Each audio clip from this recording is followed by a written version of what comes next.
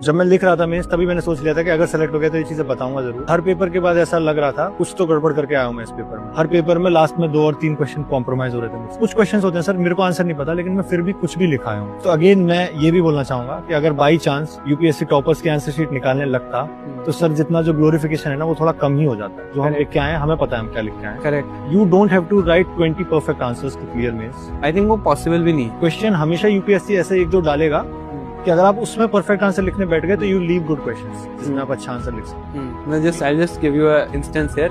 मैं तो खुद साइंस एंड टेक पढ़ाता हूँ। मेरे मेंस में ब्लू एलईडी आया था, कोई हवा नहीं थी मुझे कि क्या हो रहा है ये ब्लू एलईडी। मतलब ठीक है वो दिमाग है कि आरजीबी लाइट्स हैं तो उससे कलर्स बनते होंगे, तो blue LED must be helpful in screens.